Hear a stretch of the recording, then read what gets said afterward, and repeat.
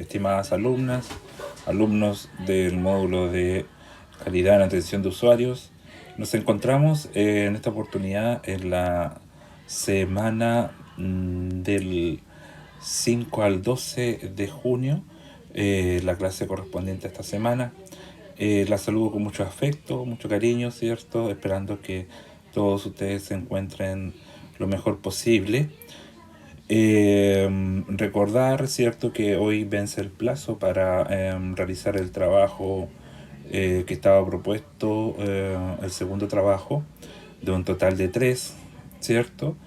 Em, Señalar particularmente que en este trabajo se va a hacer referencia al tiempo de entrega que esté adecuado. Hay una ponderación asociada a ese ítem. Y en ese sentido, básicamente tratar de que cumplan con ese plazo. Las personas que entregan el trabajo en el plazo establecido, lo dice la pauta, tendrán 10 puntos como base.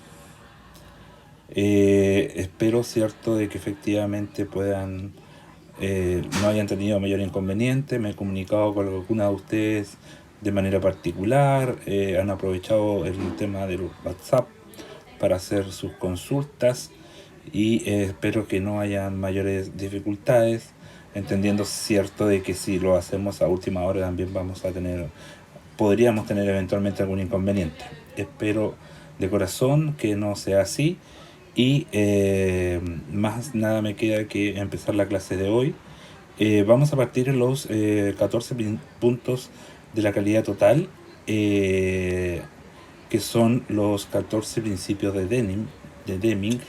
Eh, Ustedes ya averiguaron quién era Edward Deming y en ese sentido, cierto, pueden ya asociar el nombre de este caballero a una persona que fue, digámoslo así, uno de los padres de lo que es el concepto de la calidad desde el punto de vista como lo vemos hoy en día. En ese sentido, los 14 principios que él expone, ¿cierto?, han sido 14 principios que se han vuelto referentes para las personas que han puesto el sello en lo que es el concepto de calidad. En este sentido, ¿cierto?, voy a partir con el primer principio, que es crear constancia en el propósito, y este es el de mejorar el producto o servicio. Constancia en el propósito, ser constante en lo que queremos. Y este no debe ser otro que el mejorar el producto o servicio.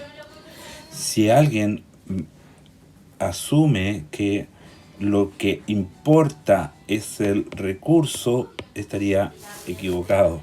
Las ganancias no es lo más importante desde el punto de vista de la mirada de la calidad.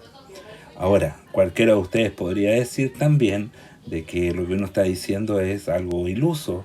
Pensar en que que el dinero no es lo más importante, sería una suerte de contradicción, tal vez, desde el punto de vista del empresario.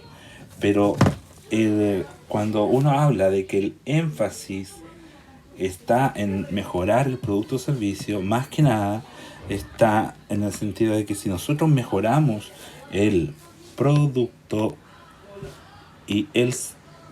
o el servicio, indudablemente se va a generar una mayor producción, una mayor venta y en su efecto una mayor ganancia. Pero esos son situaciones que vienen aparejadas a lo que es el mejorar el producto. Entonces, en ese sentido, eh,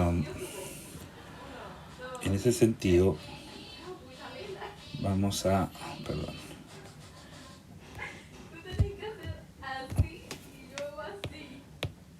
en ese sentido, tuve un problemita con el sistema, perdónenme. Bueno, no os preocupéis. Entonces, volviendo y retomamos la clase, ¿cierto? Crear constancia en el propósito. El propósito es mejorar el producto o el servicio. De ahí se deriva todo lo que yo había señalado anteriormente. Luego, adoptar una nueva filosofía. ¿Ya?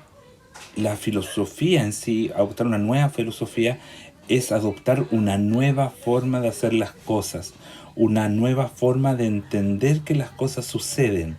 ¿Ya? La filosofía muchas veces explica algo que nosotros desconocemos. Eh, Cuando nosotros tenemos adoptada una filosofía y proponemos o nos proponen tener una nueva filosofía, significa es que tenemos que cambiar nuestros paradigmas para poder enfrentar de mejor manera, ¿cierto?, las nuevas condiciones que queremos instaurar dentro de la organización. Tercero, no depender más de la inspección masiva. ¿Qué podemos decir en este caso? Cuando hablamos de no depender más de la inspección masiva, nos estamos refiriendo particularmente a que muchas veces nuestro trabajo está relacionado básicamente con aquellas personas que nos inspeccionan. O sea, si nosotros hacemos bien el trabajo o hacemos mal, lo estamos haciendo así básicamente porque alguien nos está controlando. Es decir, colocando desde otro punto de vista el ejemplo, mientras no me vigilan no hago nada, mientras me vigilan hago. Eso es una dependencia indudablemente de los aspectos que tienen que ver con la inspección. Ahora, si estos elementos que están relacionados con la inspección nosotros los dejamos de lado y asumimos que es básicamente nuestra responsabilidad hacer el trabajo de la mejor manera posible, también, ¿cierto?, viene a rescatar o viene a realzar, perdón, el concepto de calidad, pero bajo la nueva mirada. No bajo la mirada de que si me retan o no me retan.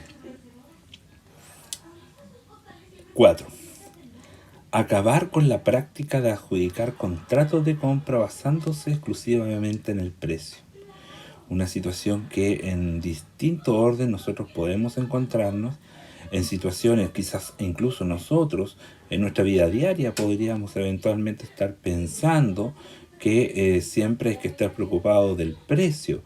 Entonces, básicamente, Deming señala que no es lo más relevante el precio. Dice, no adjudicar contratos de compra basándose, y aquí viene la palabra importante, exclusivamente en el precio. No dice que no tienen que preocuparse del precio, está diciendo que no exclusivamente en el precio. Es un balance, es una, digámoslo así, una balanza que debe estar, ¿cierto?, con el precio, lógicamente, y con la calidad. O sea, son ambas cosas las que eventualmente nosotros necesitamos. No solamente el precio, no exclusivamente el precio. Entonces, en ese sentido, lo que estamos señalando es notoriamente relevante. Entonces, perdón, hay unos pequeños problemas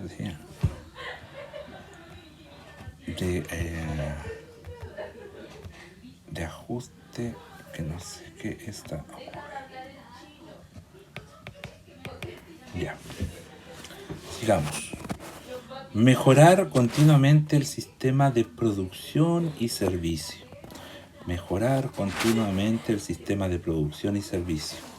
Acá el concepto clave está en la mejora continua.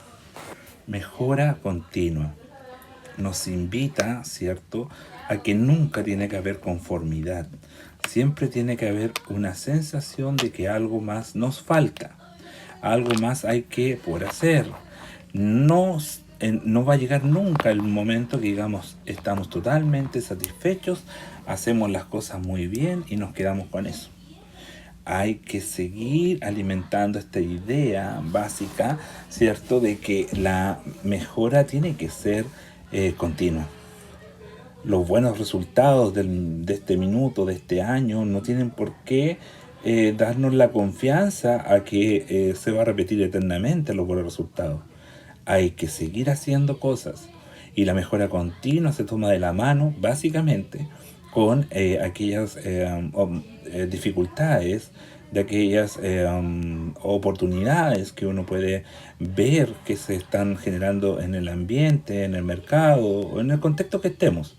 ¿Ya? Pero asumir de que aquellas oportunidades pueden ser parte de una mejora para mí, o mirándonos internamente, aquellas dificultades que tenemos nosotros pueden ser una oportunidad de mejora, bienvenido sea. ¿Por qué? Porque vamos a estar en esta lógica, en este flujo circular, donde como un perrito nunca se agarra la cola. Entonces, en ese sentido, siempre está girando. ¿Por qué? Porque está esperando lograr el objetivo. Y ese objetivo siempre va a ser circular, siempre va a estar ahí, dando vuelta, dando vuelta. Entonces nosotros siempre vamos a estar realizando acciones que estén en función de eso. Instituir la capacitación en el puesto. No entregar puestos porque sí. Ya podemos entregar puestos, pero nosotros tenemos que generar el aprendizaje en aquellas personas que llegan. Los procesos de inducción son altamente necesarios. Cuando una persona llega a un puesto de trabajo, es muy relevante, muy conveniente que se le indique, que se le enseñe, que se le capacite en su puesto. Ya podemos hacer una inducción general de la empresa, sí, perfecto. Pero cuando va a hacer un trabajo en particular, es necesario capacitarlo en ese trabajo, no en otro. Ya entregarle las herramientas para que también nosotros también después, como el punto de vista de la administración, nosotros podamos exigir. ¿Ya? Adoptar e instituir el liderazgo. Cuando hablamos de adoptar e instituir el liderazgo, deben saber ustedes que en la organización el liderazgo no solamente está llevado por el jefe, o por el gerente, o por el encargado de la oficina, o por los superiores. Básicamente, cuando hablamos de adaptar e instituir el liderazgo, es permitir también a los mandos medios, a los mandos más bajos, generar acciones que permitan la toma de decisiones, obviamente con otra profundidad, con otro nivel, pero sí es necesario que se instituya el liderazgo como una suerte de proactividad que se vamos a generar en las personas. Desterrar el terror se relaciona también con este tema de la inspección masiva, ¿ya? ¿Por qué? Porque desterrar el terror significa básicamente que el trabajador debe sentirse a gusto en el trabajo, no estar asustado por lo que hace o deja de hacer. Lo hago, me castigan, perdón, no lo hago, me castigan, lo hago, me felicitan. Esa situación, ¿cierto?, no debiese ser, ya que también dentro de un contexto organizacional o empresa debemos creer en los procesos de selección de personal y entender de que todos tienen las capacidades suficientes para estar en una posición. Ya esto no se contradice con la institución o más bien del principio de capacitación en el puesto, sino más bien que todos tienen la capacidad de aprender, que todos tienen la capacidad de hacer, que todos tienen la capacidad de cumplir. Entonces, en ese sentido, la gente que trabaja con nosotros debe estar en una lógica más de sentirse acompañado en el proceso laboral que ellos llevan. Derribar, las barreras que hay entre áreas de staff. Básicamente esto tiene relación con que el mirar como competencia a los que están alrededor nuestro, a los que pertenecen a las otras áreas. Vamos a triunfar porque queremos ganarle a la otra área y vamos para adelante y no me importa si la otra área pierde, si hace peor, si hace mal su trabajo. Interesa el egoísmo propio del trabajador o de la trabajadora que quiere que exclusivamente mi área funcione excelente. la mirada de un administrador, la mirada de alguien que está eh, por encima, a cargo de una organización, no debería estar situada la idea de que deban competir entre ellos, porque probablemente vamos a aumentar la productividad, entendiendo como concepto amplio el concepto de productividad, vamos a aumentar como la eficiencia, la eficacia de un área en particular, pero versus a la ineficiencia de otra área, por ahí no es el camino, sino más bien el camino tiene que ver con potenciar, con la sinergia, es decir, que la unión de las partes genere un máximo, ¿ya? Y no esta idea de que yo quiero hacer bien las cosas en función de ganar a otra área. Eso no debiese ser. Se une con esto el eliminar eslogan y las metas numéricas para la fuerza laboral. Eliminar los eslogan y las metas numéricas para la fuerza laboral. Esto ocurre, principalmente si alguno de ustedes trabaja en el comercio, se asocia a que debemos cumplir metas económicamente hablando, ventas, por ejemplo, un área de ventas, vamos a hacer 1000 ventas este día y vamos para adelante y por esas 1000 ventas te dan un bono. Al otro vamos a hacer, no sé, 1000 cambios de plan y vamos para adelante y si lo logramos, bono para todos. Es lo que nosotros estamos acostumbrados, es lo que quizás nos gustaría, es cómo se alimenta el bolsillo, cómo se alimentan nuestros cuerpos, nuestras familias, como quieran verlo. Pero desde el punto de vista de la lógica de la calidad, no debiese generarse. No debiesen haber eslogan y metas que apunten a lo numérico. ¿Me entiendes? O sea, pueden haber eslogan que apunten a atendamos bien a nuestros usuarios. Nuestros usuarios merecen lo mejor de ti, no sé, un eslogan de esos estilos. Pero, no sé, eh, enumerar o establecer números para como logros de cosas, es como quitarle un poco la humanización, por decirlo de alguna manera, a lo que estamos planteando. Derribar las barreras que impiden el orgullo de hacer un buen trabajo o bien un trabajo. Esto tiene relación básicamente porque si hablamos de derribar las barreras que impiden el orgullo de hacer bien el trabajo, es mejor me quedo callado. O sea, si alguien te felicita, no, mejor me quedo callado porque no quiero que nadie lo sepa, para que no piensen de que yo soy chupamedias, por decir una cosa loca, ¿ya? No, ¿saben qué? No, déjenme callado, yo no voy a la ceremonia de premiación, no sé qué, porque no. O sea, si ocurre eso en la organización es porque la organización ya está contaminada con vicios de, digámoslo así, eh, vicios de egoísmo o vicios de competencia o vicios de envidia. Ya, oye, ¿por qué dijeron a este y no me dijeron a mí? Entonces, al final, prefiero hacer la pega y que nadie se entere y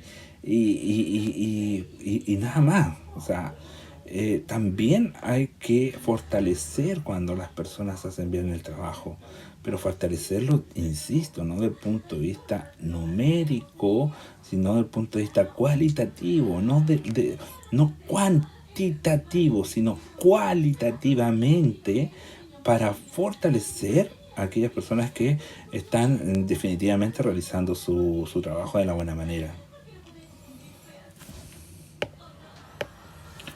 Instituir un programa vigoroso de educación, entrenamiento y autodesarrollo para cada uno. Cuando hablamos de instituir un programa vigoroso de educación, ya también estamos hablando básicamente de lo que era la capacitación, ¿ya? Cuando hablamos de capacitación en el puesto, le enseñamos a las personas a trabajar en su puesto de trabajo. Pero cuando hablamos de un programa vigoroso de educación, primero estamos hablando de que cuando hablamos de un programa es que estamos hablando de una serie de etapas, ¿ya? De una serie de etapas para generar educación. No es una acción aislada, sino que es una acción planificada.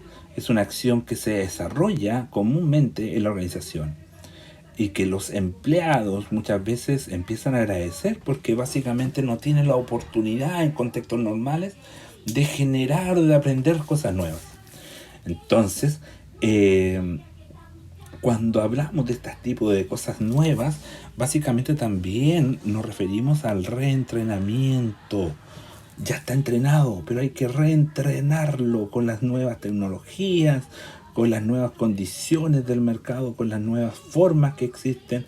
Hasta quizás en calidad hay que reentrenarlo, ¿ya? Y esto obviamente genera un desarrollo para cada uno de los integrantes de la organización, ¿ya? Entonces, en ese sentido, no descuidar al empleado, no asumir de que él sabe, no asumir de que por muchos años que lleva en nuestra organización no requiere que nadie lo capacite en nuevas aristas del conocimiento, en nuevos caminos del conocimiento, como quieran decirlo. ¿Ya? Tenemos que tener instaurado también un programa de educación. Y eh, tomar medidas para lograr la transformación. Tomar medidas para lograr la transformación. Eh, todo lo que hemos hecho, todo lo que hemos dicho, no reviste mayor importancia si no generamos la transformación. Porque para allá estamos. Indudablemente cuando uno crea una organización nueva, estas situaciones se facilitan porque instauramos cosas que son relativamente nuevas. Pero cuando hablamos de en sí de transformar, hablamos de que muchas organizaciones que llevan muchos años, ¿cierto? Tienen que transformarse, tienen que reinventarse. Eh, no sé, hay algunos ejemplos muchas veces donde eventualmente, por ejemplo, me recuerdo muy a la rápida, lo escuché por ahí en algún ejemplo, en el caso de Kodak, por ejemplo, se quedó una empresa exitosa, se fue quedando, ¿ya? Por ahí los vi el otro día viendo una película. En los créditos apareció el concepto de Kodak, que no sé si hablaba, hacía referencia a la empresa, pero si nos colocamos en el escenario que todos conocemos, esta gran empresa que tenía relación con la fotografía se fue quedando y no tuvo la capacidad de transformarse. Entonces, en ese sentido, hay que tomar las medidas que permitan la transformación. Con eso, con esta parte, terminamos los 14 principios del señor Deming. Principios que entiendo, después de realizar este trabajo, ya los tienen bastante asumidos. En algún momento les comenté, y les quiero solamente recordar, que en situación normal probablemente le hubiese tocado hacer algún trabajo donde se ejemplifica el cómo funcionan las cosas y cómo cambia esta percepción tomando en cuenta estos 14 principios.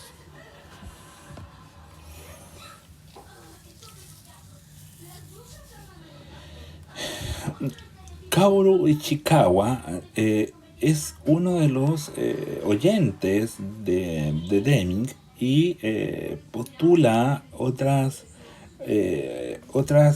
conceptos que vale la pena dejar claros en esta clase, ¿ya?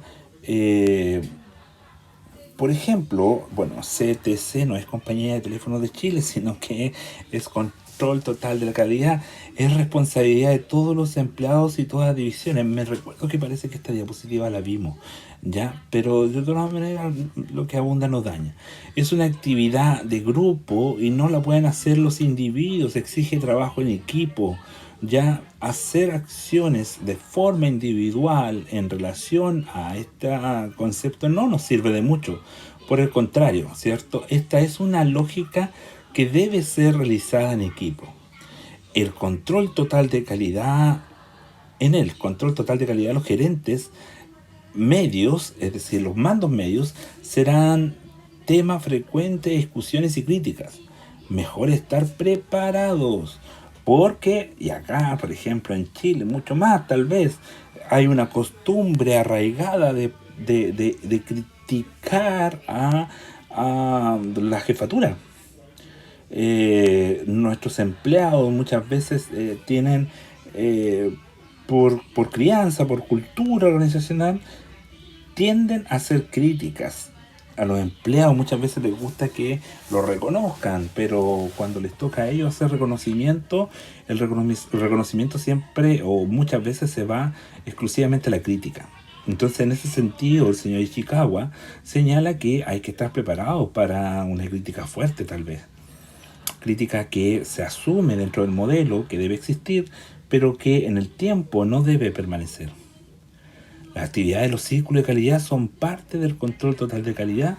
Los círculos de calidad es algo que nosotros ya hemos conversado incansablemente. Lo que yo podría agregar básicamente es que se me invitó a participar de un curso de capacitación de directores, lo cuento muy humildemente, pero y en este curso una de las características o del apoyo que nosotros vamos a hacer es, en estricto rigor, generar círculos de conversación, le llaman ellos, ¿ya?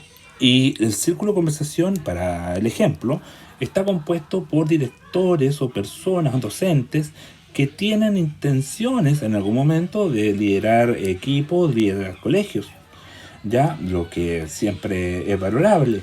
En este sentido, la participación que tenemos nosotros, algunos directores, al menos unos 6 que participamos en este curso en la universidad, es poder compartir nuestra experiencia, transmitir algo de lo que nosotros hemos hecho, que hemos aprendido, y impregnar a estos nuevos postulantes o estudiantes o becarios, como le llamamos también, en relación a el tema escolar, ¿ya?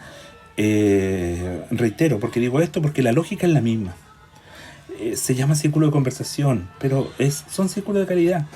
Transmitir información relevante a la interna, ya, para poder potenciarse, compartir, hacer sinergia entre el equipo. Debe existir una revolución conceptual del control total de calidad. Primero la calidad, no las utilidades a corto plazo.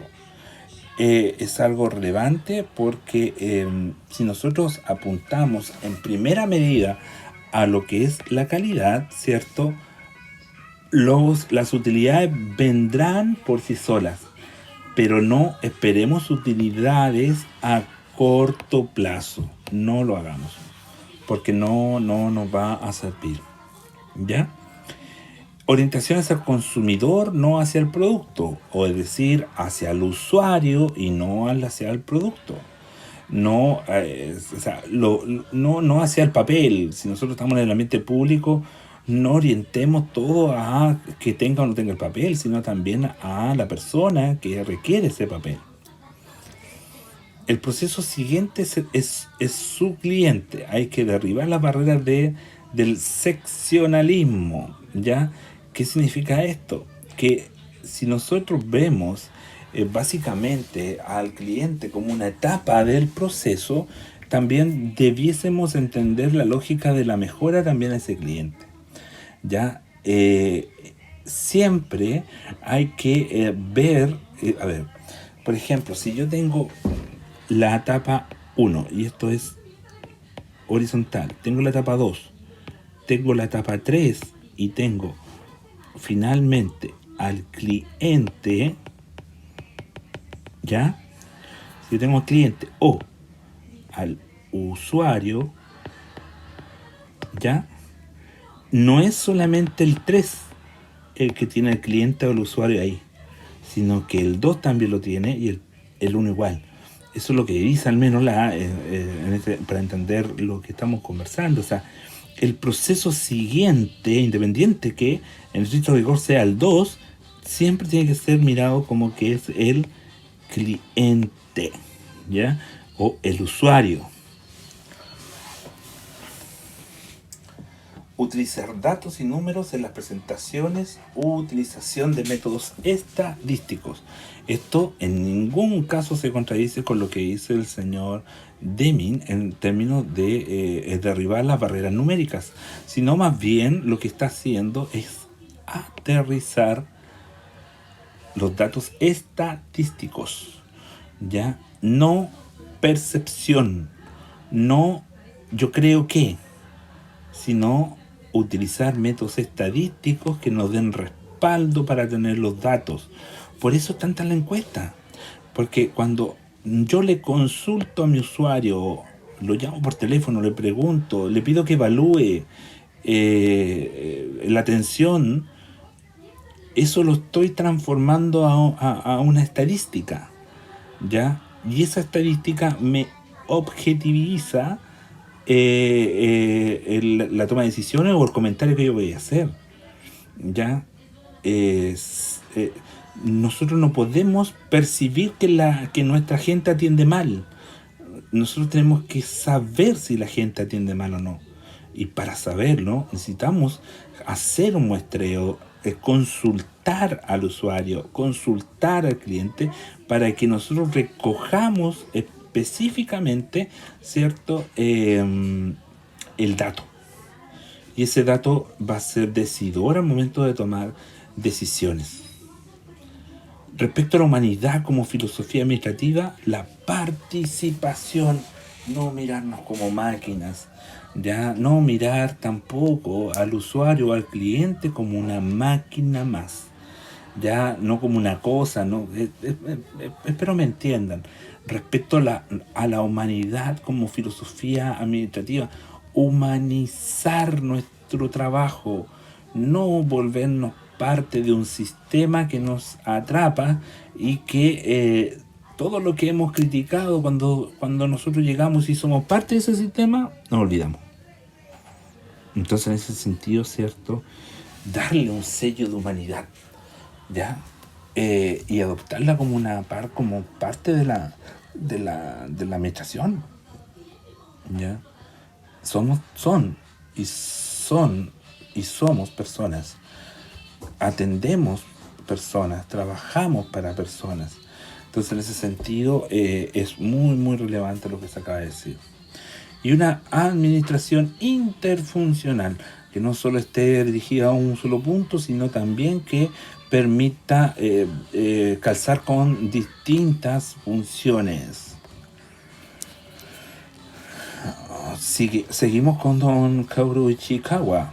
El control total de calidad responsable de todos los empleados y divisiones ya es algo más que archi sabido, ya lo hemos comentado varias veces.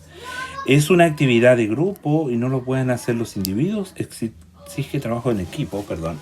Creo que estoy tomando la misma diapositiva anterior. Esperen un poquito, por favor, chiquillas y chiquillos.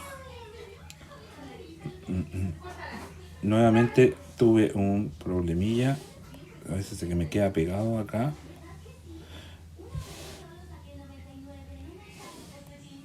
Ya, ahora sí. Espera un poquito para que avance. Ya. Los 6 pasos del control de control de calidad. Perdón. Los 6 pasos del control, ¿cierto? Es determinar metas y objetivos, determinar métodos para alcanzar esas metas, dar educación y capacitación, realizar el trabajo, verificar los efectos de la realización y emprender la acción indicada, apropiada, de acuerdo a esta retroalimentación. Ya también parte de lo que dice el señor Ishikawa. Ya esto es planificación, básicamente. Planificación estratégica, si queremos decirlo así, ¿cierto? Porque pues, determinar metas, ¿cierto? Es fijar para dónde vamos, ¿cierto? Cómo vamos a hacer lo que tenemos propuesto, hay que señalarlo. Si es necesario educar y capacitar para llegar a esa meta, bienvenido sea. Hacer el trabajo, no solamente proponerlo, ¿cierto? Y verificar de cuáles son los efectos de esa realización.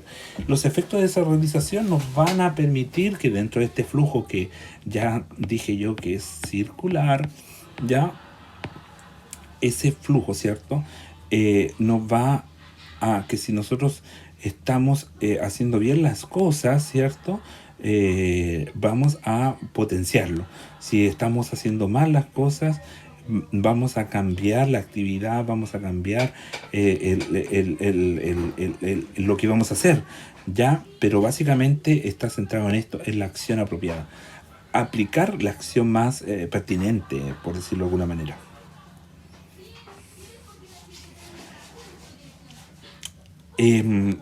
Algunos logros posibles y pertinencia de la calidad, por ejemplo, la reducción de costos. Y esto está dado ¿por qué? Porque se evitan las acciones correctivas. ¿Ya? Es decir, estamos hablando de acciones preventivas. ¿Ya? O sea, es preferible tener acciones que vayan en la línea de prevenir antes de corregir. Porque corregir es sinónimo de un error ya. Prevenir es sinónimo, lógicamente, de anticipación. Antes que ocurra el error, nosotros ya estamos trabajando. El concepto de retrabajo, ¿cierto? Significa básicamente de no hacer más de la cuenta. Ya no estar constantemente haciendo cosas más de la cuenta, volver a hacer lo mismo que ya hicimos porque tenemos que mejorarlo, porque, o sea, no porque tengamos que mejorarlo, sino más bien porque nos equivocamos. Y eso es perder tiempo. Es el tiempo que tenemos destinado para poder seguir la lógica, por ejemplo, la atención, en ese sentido nos va ayudando. Si escuchan a mis hijos de fondo es porque están gritando así, wow. ¿Ya? La chatarra también es un costo desde el punto de vista comercial.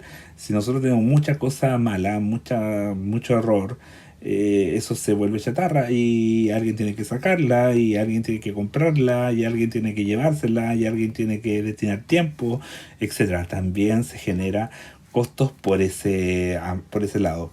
Ya se racionalizan los espacios, obviamente nosotros en ese sentido podemos mejorar el uso del espacio, entendiendo que estamos haciendo las cosas muy bien. Ya esto va a estar siempre bajo la óptica de que estamos haciendo muy bien las cosas. Los costos financieros por reducción de stock. A ver, ¿cómo explicarlo para que podamos entenderlo? Algunos probablemente lo entienden perfectamente, pero la gestión del stock, es decir, la gestión de lo que está presente para los clientes o para los usuarios, es muy relevante. Por eso las bodegas se reducen, por eso tenemos camiones en los supermercados todos los días, en la mañana, por eso tenemos los reponedores externos. De hecho, por ahí creo que hay algunos de ustedes que se puede desenvolver en esa área. Es porque necesitamos tener stock en el momento adecuado, pero esa gestión de stock, ¿cierto?, también tiene un costo para nosotros. Entonces, mientras nosotros mejoremos y optimicemos y los productos siempre estén a disposición de las personas o de nuestros clientes, ¿cierto?, esa gestión va a ser más eficiente y va a permitir no tener, por ejemplo, un espacio gigante para la bodega, que me implica mantenerla, sanitizarla, fumigarla, guardia, operarios, un sinfín de cosas. Entonces eso también permite de que se rebaje el tema financiero. Devoluciones, quejas, averías de máquina, de maquinaria. Lógicamente, estas cosas que estoy mencionando, como las devoluciones, las quejas y la avería de maquinaria, se reducen. Ya menos devoluciones, menos quejas, y las máquinas también se van, su uso se va optimizando. Ya, y todo eso que estoy señalando, obviamente, reduce los costos. Ya. Otros logros posibles, ¿cierto? Es que mejora el clima de trabajo. ¿Qué significa esto? Que se genera compromiso, motivación, no hay tanta competitividad como ya lo hemos planteado en más de alguna oportunidad, y también hay mejoras en las condiciones de seguridad y higiene, y también se disminuyen los accidentes porque la empresa entiende la lógica de poder asegurar una condición, digámoslo así, climática, laboral, un ambiente laboral más adecuado. ¿Ya? Eh, y esto, como en todo lo que yo he dicho, ¿cierto? Y desde la primera clase podemos estar de acuerdo, como no de acuerdo, pero aquí hay gente que lo probó y le resultó. ¿Ya? Y si tenemos que cambiar la idiosincrasia, el pensamiento, lo que sea, es lo que se pretende hacer con este curso. ¿Ya? Entonces, se potencian áreas que antes no se potenciaban y que permiten que todo ande mejor. ¿Ya? Ahora, si alguien quiere ponerse pesimista o negativo y decir, bueno, pero es que eso tiene que ver con las, no sé, con las condiciones. Bueno, ya, miremoslo fríamente. Si tenemos accidentes laborales a cada rato, tenemos paralización, tenemos investigaciones en curso, sumario sanitario, un desgaste de personal, un desgaste de tiempo, un desgaste en cosas que no son el objetivo de la organización. Entonces, si alguien quiere verlo fríamente, también, pues. También cubre una lógica el hecho de que tengamos condiciones más adecuadas y estemos en la lógica de evitar accidentes. Mejoras en relación con el cliente intermedio y el consumidor final, indudablemente. Ya, toda esta lógica apunta a ir mejorando. De la etapa 1 mejoro, ¿cierto? Llego a la etapa 2, mejoro. Llego a la etapa 3, mejoro. El resultado hacia afuera va a ser muy bueno. ¿Ya? Mejoras en los insumos a partir de los cambios en el tratamiento con proveedores. Cuando todo esto empieza a andar como un relojito, como dicen los antiguos, los abuelitos decían, esto funciona como un reloj suizo. Todo se encuentra con todo tiene un sentido, ¿ya? Tu organización, tu servicio, tu empresa, como quieran darle el nombre, empieza a potenciarse mutuamente, y eso también genera una condición de, si quieren ponerle un punto de vista de negociación con los proveedores, donde los insumos también deben ser mejores para poder brindar también un mejor producto, un mejor servicio. Eso también se va a dar. Sería contraproducente pensar todo lo que yo he dicho y que el proveedor se nos caiga.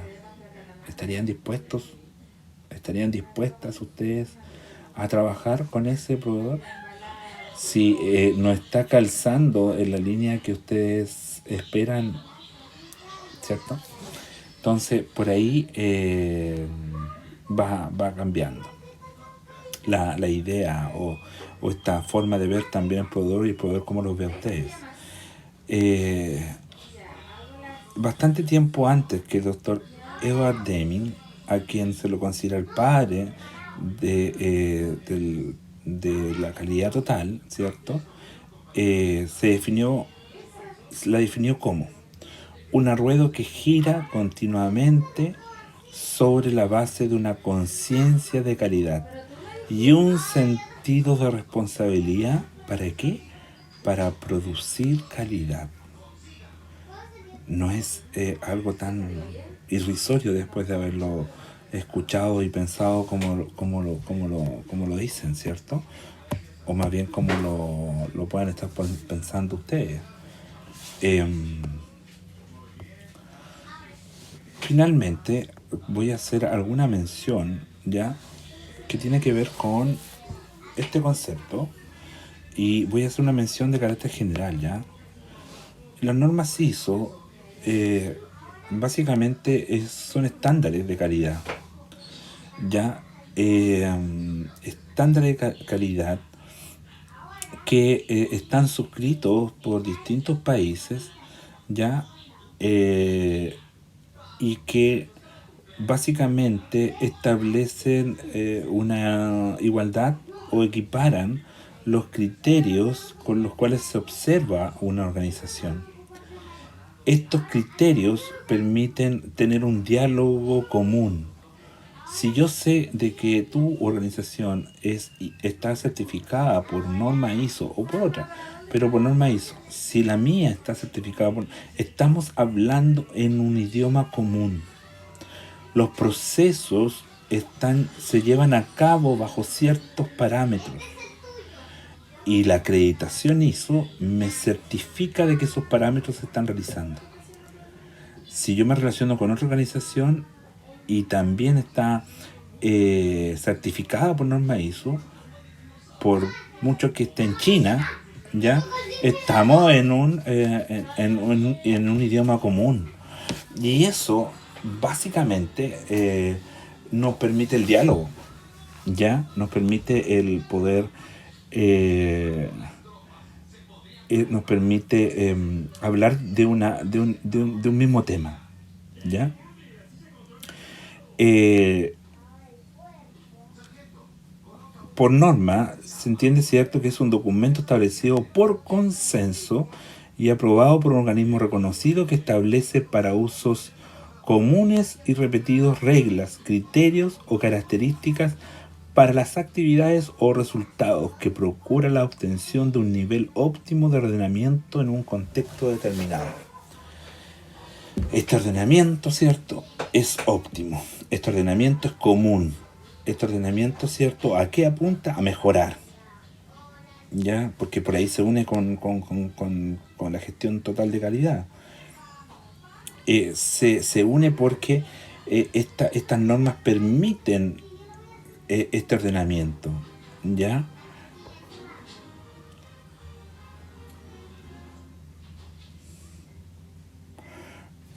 De lo siguiente, bueno, se certifica en el sistema de gestión de calidad de los procesos productivos de bienes o servicios para que la empresa logre satisfacer los requerimientos de sus clientes.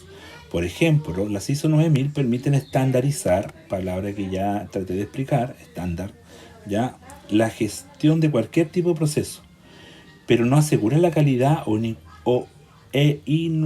inocuidad de los productos. Para la empresa deberá incorporar, en primer término, las buenas prácticas de manufactura, ya, o el sistema de análisis de riesgo o puntos críticos de control, ya, para posteriormente incluir normativas que permitan mejorar su capacidad organizacional.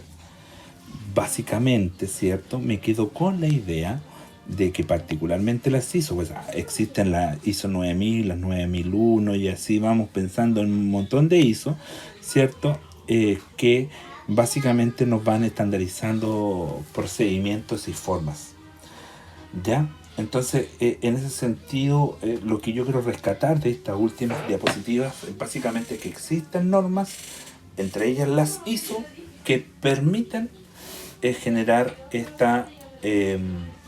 este lenguaje común entre distintas organizaciones, de distintos países, y se permite el que se relacione.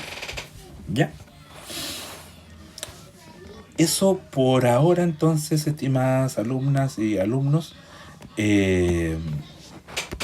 Nos vamos a dejar hasta ahí. Creo que ya estamos en el tiempo correcto. Agradecidos de su atención, como siempre. Insisto, esperando de que el trabajo que ya se realizó lo tengan listo. Nos volvemos a encontrar en otra ocasión Si alguien tiene alguna duda o algo de lo que yo he planteado en esta clase, no dude en hacerla. Ya, con esto ponemos término a esta clase. Muchas gracias, un abrazo a todas y a todos.